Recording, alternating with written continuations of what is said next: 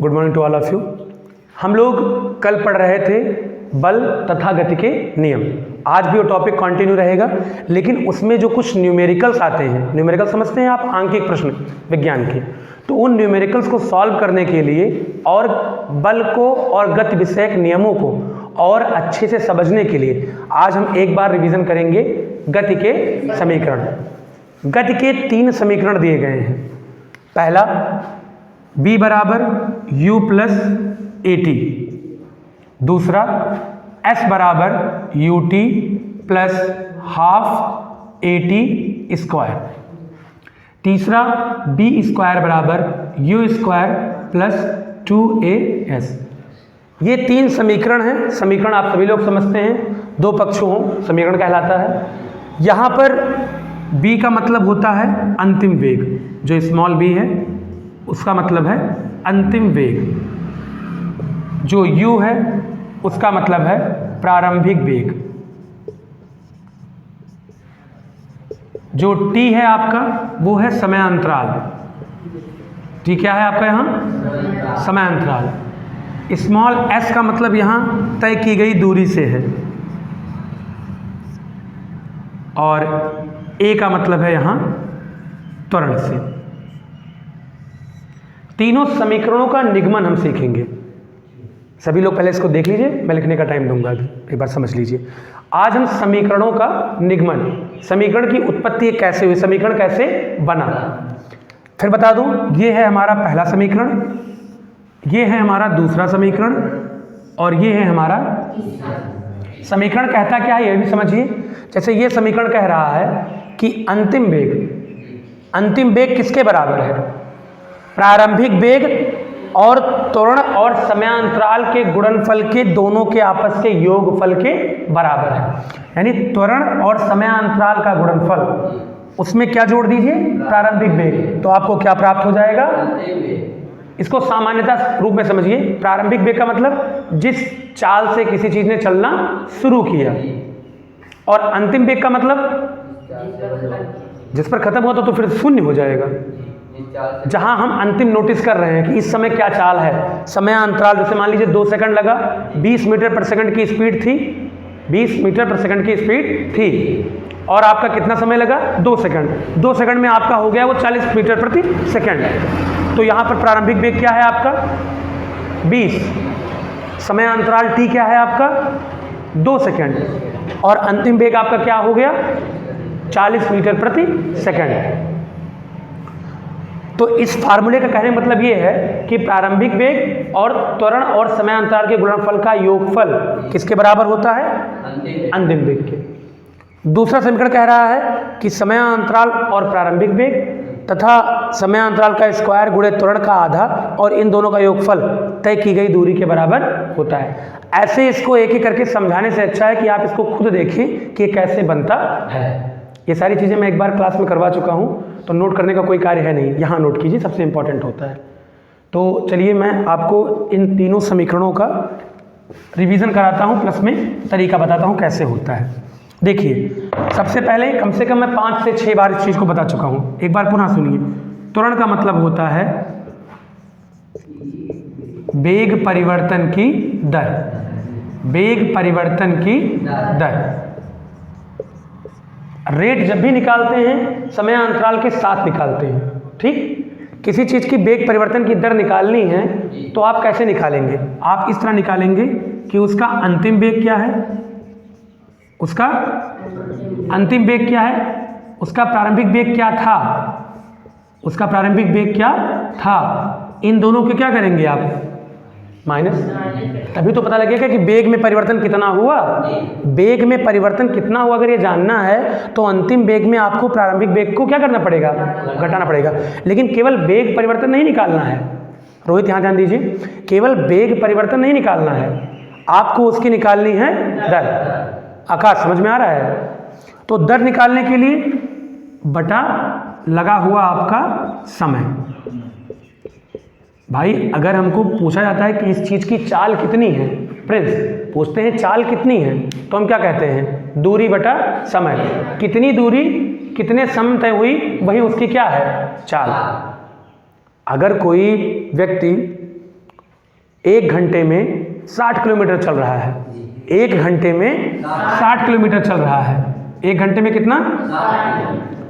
तो इसी चीज को हम क्या कहते हैं? 60 किलोमीटर प्रति, जब घंटे में चल रहा है 60 किलोमीटर प्रति घंटा, कहते नहीं 60 की स्पीड है। 60 की स्पीड का मतलब क्या है कि वो 1 घंटे में कितने किलोमीटर पहुंच जाएगा? 80 की स्पीड है, तो इसका मतलब क्या है कि 1 घंटे में वो, तो यहाँ देखो क्या लिखा है, किलोमीटर बटे घंटा। किलोमीटर का मतलब होता है आपकी चली हुई दूरी, और घंटा का मतलब होता है लगा हुआ समय। तो दूरी बटा समय ही क्या होता है? चाल। और अगर चाल का भी समय कर दो, अगर चाल का भी समय निकाल दो, तो आपका क्या हो जाता है? त्वरण। आपने कितनी दूरी कितने समय में तय की? ये हो गई आपकी चाल अथवा वेग। चाल अथवा वेग। और चाल आपकी हर समय कितना बदल रही है पर टाइम में? पर टाइम कितना बदल रही है, घट रही है अथवा बढ़ रही है? ये होता है आपका। पुनः बताऊं, समझ में आ गया? कितने टाइम में कितना आप चल रहे हो, ये है आपका चाल। और चाल आपकी कितने टाइम में कितनी बढ़ी या कितनी घटी, ये है आपका। चाल को ही, चाल एक अदिश राशि मानी जाती है, चाल को ही वेग भी समझ सकते हो, वेग एक सदिश राशि है। तो यही समझो कि चाल परिवर्तन की दर ही क्या है? चाल अगर 40 किलोमीटर प्रति घंटा थी, 60 हो गई, या 40 से 20 हो गई, भाई कुत्ता आ गया तो घट गई, और बढ़िया सड़क आ गई तो बढ़ गई। तो चाल जो बढ़ी या घटी वही है आपका त्वरण। तो उसको हमने विधिवत लिख दिया कि चाल घटी या बढ़ी कैसे जानेंगे? अंतिम चाल क्या है? अंतिम वेग। दोनों को क्या कर दें? और बटा कितने समय में घटी या बढ़ी है उसको लिख दें। अब मैंने बताया था कि अंतिम वेग को क्या माना जाता है? प्रारंभिक वेग को क्या माना गया है? और समय अंतराल को। और त्वरण की अंग्रेजी क्या होती है? एक्सीलरेशन। अंग्रेजी क्या होती है? और इसी से क्या ले लिया गया है? ए बराबर बी माइनस यू बटा टी। अब ये समीकरण को थोड़ा संतुलित कीजिए। टी यहाँ पर बटे में है, यानी भाग कर रहा है, तो अगर इधर ले आएंगे तो क्या करेगा? तो ये हो जाएगा आपका ए टी बराबर बी माइनस यू। यू ऋण में है, अधिकतर चीज़ों को हम धन में और गुणन में रखने का प्रयास करते हैं, तो इसको समीकरण के दूसरे पक्ष में ले आइए, तो यू किस में हो जाएगा? प्लस में। ये हो गया आपका ए टी, और ये यू माइनस में था दुर्गेश, यहाँ आया क्या हो गया? प्लस में। इधर क्या बचा केवल? अब जो सिंगल बचा है उसको पहले लिखो कि बी बराबर क्या होता है? यू प्लस, आपका पहला समीकरण हो गया। कितना समझ में आया ये? यहां पर आप ये जान लीजिए पहले कुछ नोटेशन कि माना जाता है, क्या माना जाता है बताइए? प्रारंभिक वेग बराबर, बोलिए, प्रारंभिक वेग को क्या मानते हैं? यू। अंतिम वेग को, समयांतराल को, त्वरण को, कैपिटल या स्मॉल? स्मॉल। इसमें सारे मानी गई चीजें स्मॉल में ही हैं। इसको आप लिखें, मैं ये नहीं कहूंगा, दूसरा समझिए। ये आप लोग कॉपी में लिखे हुए हैं। दूसरा समीकरण देखिए। अब यहां पर पहले समीकरण से ही बाकी समीकरणों का निर्माण होगा, इसको ध्यान में रखिएगा। पहले समीकरण से ही बाकी समीकरणों का निर्माण होगा। अब हम जानते हैं, क्या जानते हैं? कि कोई भी चाल हो या वेग हो, वो किसके बराबर होता है? दूरी बटा समय के। जान रहे हैं ना? यहां ध्यान दो, समय यहां पर क्या कर रहा है? बटे में है तो क्या कर रहा है?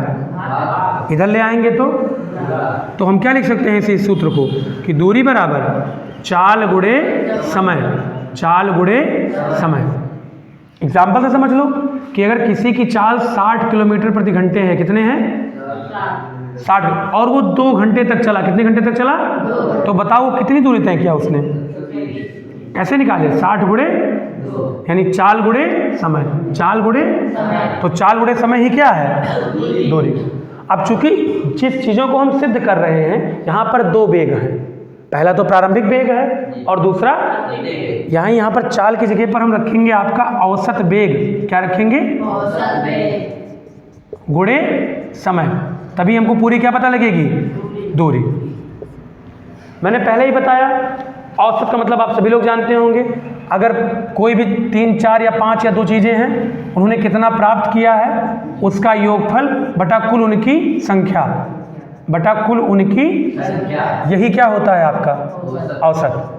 अगर 3 लोग हो, एक लोग को मिला 50 नंबर 100 में, एक लोग को मिला 70, एक लोग को मिला 80, कोई औसत पूछे तो 50 + 70 + 80 बटा 3।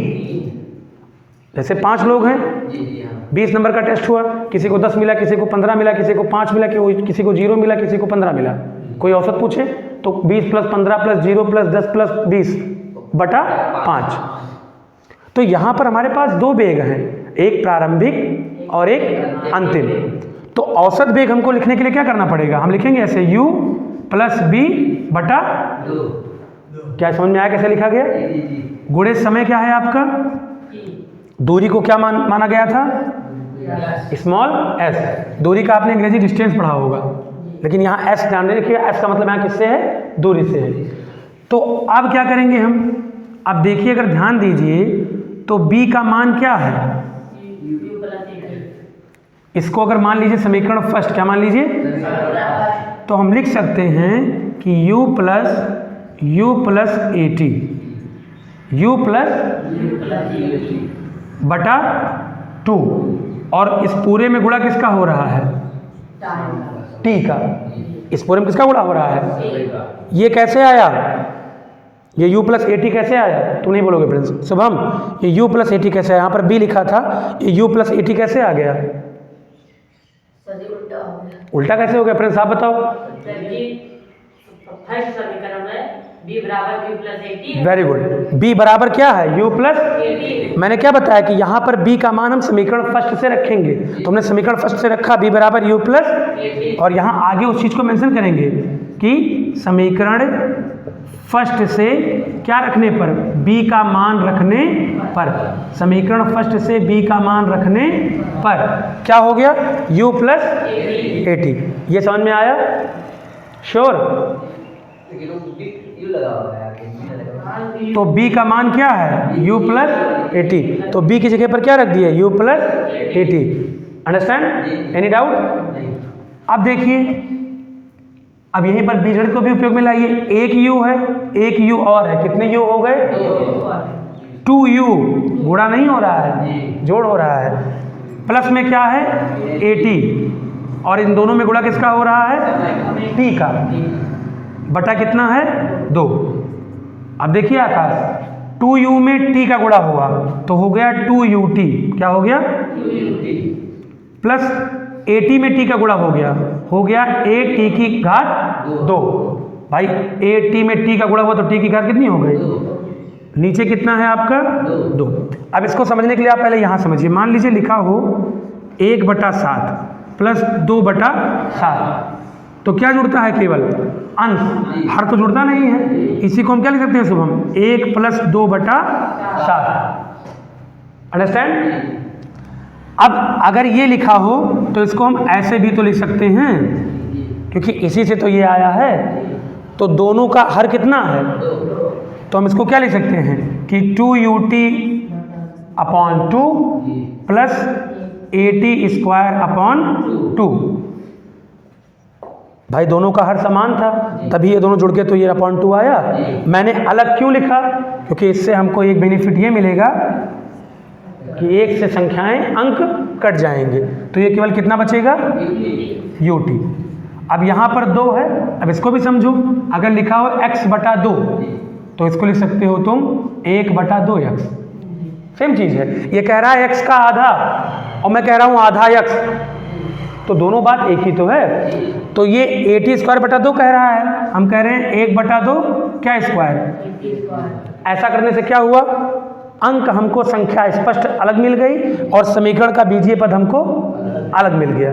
मतलब इससे संख्याएं और अचर दोनों अलग अलग हो गए, और इसी को ये किसकी वैल्यू है? और यही हमारा क्या है? द्वितीय समीकरण है। इसको नोट करना चाहेंगे।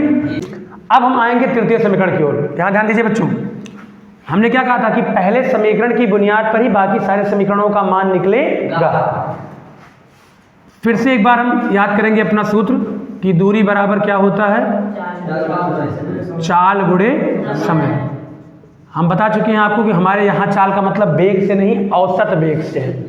तो हमारा औसत वेग क्या है, u + b/2, और समय को किसे दिखाते हैं, t से। अब एक बार हमने क्या किया था, हमने द्वितीय समीकरण के लिए इसका मान पहले समीकरण वाला यहाँ पर रख दिया था। लेकिन यहाँ हम क्या करेंगे, हम पहले समीकरण फर्स्ट को याद करेंगे। समीकरण फर्स्ट क्या है हमारा, b = u + at, या इसको लिख सकते हैं u + at = b। भाई अगर लिखा हो x + y = 5, या लिख दो 5 = x + y, सेम चीज़ है। इस पूरे को उठाकर चाहे दोनों पक्ष बदल दो, कोई प्रभाव नहीं पड़ेगा। तो अब हम क्या करेंगे, u को उधर भेजेंगे, u को उधर भेजेंगे, तो ये क्या हो जाएगा, b - u। अब यहाँ t को रोकेंगे तो क्या जाएगा उस तरफ, a यहाँ पर कर क्या रहा है, a + t तो लिखा नहीं है, a का मतलब थोड़ा नहीं पूछा हूँ बेटा, a यहाँ पर क्या कर रहा है इस पक्ष में, a + t तो लिखा नहीं है, नहीं हम कहते हैं कि a यहाँ पर जुड़ रहा है, t/a भी नहीं लिखा है, नहीं तो हम कहते हैं यहाँ पर a भाग हो रहा है। लिखा क्या है, at, इसका मतलब क्या है, तो वहाँ पर जाएगा तो क्या करेगा ये, इसको दूसरे पक्ष में भेज दीजिए, तो t की वैल्यू क्या आ जाएगी, b - u/a। हमने t का मान क्यों प्राप्त किया, इसमें रखने के लिए। इसको आप मान लीजिए समीकरण फर्स्ट, और ये गति का समीकरण फर्स्ट है। ये किसका समीकरण फर्स्ट है, लिख सकते हो कि गति के समीकरण फर्स्ट से। तो अब t का जो मान आया, इसको मान लो समीकरण सेकंड। तो लिख सकते हो कि समीकरण फर्स्ट में इसकी बात कर रहा हूं मैं, समीकरण फर्स्ट में किसका मान रखने पर, समीकरण फर्स्ट में समीकरण सेकंड से किसका मान रखने पर, किसका, ये b है क्या भाई आप लोग, t का मान रखने पर। अब आप t का मान रख दीजिए, पहले इसको लिखिए, क्या था ये है हमारा s, ये क्या है हमारा, तो लिखिए s बराबर, इस पूरे को उतार लेंगे, आप पूरे को उतार लीजिए, u + b/2 इंटू t का मान क्या आया है फ्रेंड्स समीकरण में, यहाँ t का मान क्या है, b - u/a। वेरी गुड, लिख दीजिए b - u/a। अब यहीं पर आपको एक सूत्र अप्लाई करना है जो बीजगणित का सर्वसमीका है। सूत्र का नाम होता है a + b into a - b किसके बराबर है, a² - b²। अगर दो संख्याओं का, दो समान बीजीय पदों का या दो समान किसी भी संख्याओं का योगफल और उनका अंतर दोनों का गुणा हो रहा हो, तो हमको विधिवत गुणा करने से बेहतर है हम पहले का वर्ग करें, दूसरे का वर्ग करें और दोनों को क्या कर दें, घटा दें, सेम उत्तर आएगा। एग्जाम्पल देकर समझा दूं आप लोगों को। अगर लिखा हो 2 + 1 2 - 1, तो इसको तो आप हल कर सकते हो कि 2 × 1 3 और 2 में से 1 गया 1, 3 × 1 अगर सूत्र में रखना चाहो तो आप गुणा ना करो, जोड़ो ओड़ो ना, सीधे लिख दो 2² -1²। 2 का स्क्वायर करेंगे 4, 1 का स्क्वायर करेंगे 1, कितना आया, सेम चीज आई। लेकिन ये सूत्र क्यों बनाया गया, जब बड़ी बड़ी बीजगणितीय गणनाएं होती हैं तो वहां पर गुणा करने से आसान होता है कि सीधे आप इस सूत्र का उपयोग कर लो। लेकिन ये सूत्र कब काम करेगा अखिलेश, ये सूत्र तब काम करेगा जब दो समान पद जुड़ रहे हों और वही समान पद घट रहे हों, उनका आपस में क्या हो रहा हो, गुणा। दो समान पद जुड़ रहे हैं, दो समान पद और उनका आपस में क्या हो रहा है, तो आप पहले का वर्ग करो, दूसरे का वर्ग करो, दोनों का आपस में क्या करो, और आपको गुणा करने की जरूरत नहीं है। इन द सेम वे यहाँ पर u + b लिखा है और b - u लिखा है, तो इसको पहले हम इस अकॉर्डिंग लिख लें कि हमारे सूत्र का निर्माण हो जाए। जैसे ये लिखा है b - u, तो u + b को क्या लिख दो, b + u, क्या लिख दो। अगर 5 + 7 लिखा हो तो उसे हम 7 + 5, इसको बोलते हैं क्रम विनिमय प्रगुण। क्रम विनिमय प्रगुण, यानी योग में क्रम बदलने से कोई अंतर नहीं आता। चाहे 6 + 3 + 2 करोगे तो भी वही आएगा, चाहे 2 + 3 + 6 करोगे तो भी वही आएगा, चाहे 3 + 2 + 6 करोगे तो भी वही आएगा। योग फल में और गुणनफल में, योग फल में और किसी का स्थान परिवर्तन करने से, आगे पीछे करने से उनके उत्तर में कोई बदलाव नहीं होता। लेकिन घटाओ में और भाग में आप ऐसा नहीं कर सकते। क्यों? अगर 5 में 3 घटाओगे तो भाई आपका 2 आएगा, लेकिन आपने कहा कि गुरुजी ने कहा नहीं बदल सकते हैं, तो 3 में से 5 घटाओगे तब क्या हो जाएगा? अरे जमीन वो आसमान पहुंच जाएगा। यहाँ पर तुम्हारे पास 2 है, यहाँ पर तुम्हारे पास 2 उधार हो ऑलरेडी, तो आप घटाओ में उसका सीरियल बदल नहीं सकते। भाग में क्यों नहीं बदल सकते? अगर 10/5 लिखा है तो इसका उत्तर क्या लिखोगे? अब इसमें भी तुमने बदल दिया कि हम 5/10 कर देंगे, तो इसका उत्तर क्या आ जाएगा? कहाँ पूरा 2 पा रहे थे, कहाँ यहाँ 2 आ रहा था, कहाँ पर यहाँ। लेकिन जोड़ में भाई समझ लो 5 + 3 लिखोगे तो भी आपका 8 है, और 3 + 5 लिखोगे तो भी 8 है। आप 5 × 3 करेंगे तो भी 15 है, और 3 × 5 करेंगे। इसको क्रम विनिमय प्रगुण कहते हैं। क्या कहते हैं? भूलना नहीं, ये आप सब पढ़ रखे हो, मैंने रिवीजन कर दिया केवल। तो हमने भी यहाँ क्या लिख दिया? b + u, गुणा लगा ही है। गुणा अगर गुणा का चिन्ह ना दिखाने चाहो तो दोनों को ब्रैकेट में कर दो, ऑटोमेटिक बीच में कौन सा चिन्ह होता है? गुणा, लगाने की आवश्यकता नहीं है। ऐसे अपॉन कर दो, अंश का गुणा अंश से, हर का गुणा 2 में a का गुणा हुआ, कितना आ गया? इधर कितना है आपका? यस। अब फिर समीकरण का नियम लगाओ, 2a यहाँ भाग तो कर रहा है, तभी तो हर में है। इधर आएगा तो क्या करेगा? तो ये कितना हो जाएगा आपका? 2as, और इधर सूत्र लगा दो, a + b a - b, तो b + u b - u means b² - u²। मैंने क्या कहा? समीकरण में हम ज़्यादा से ज़्यादा ये फोकस करते हैं कि कोई चीज़ हर में ना रहे और कोई चीज़ ऋण में ना रहे।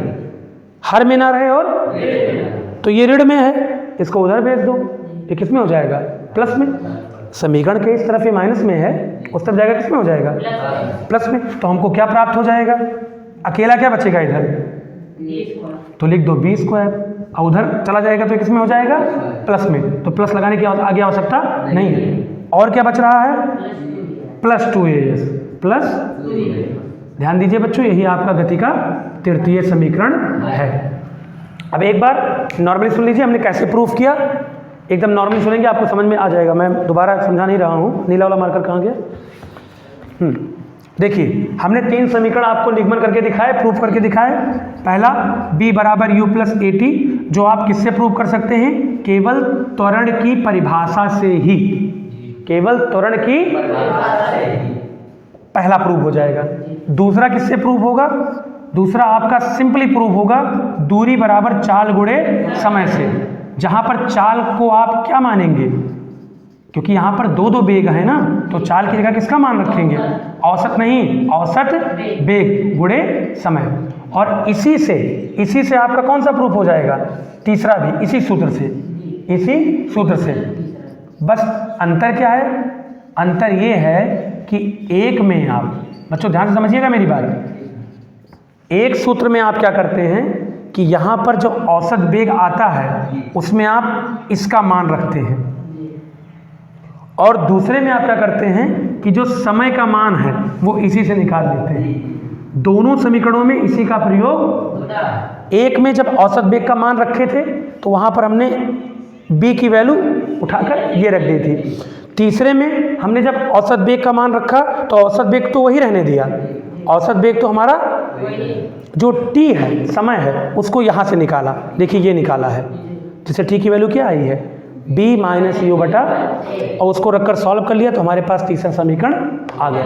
क्या समझ में आया आप लोगों को?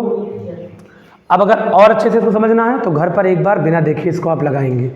ठीक, मैं इसको कल चेक करूँगा। चलिए।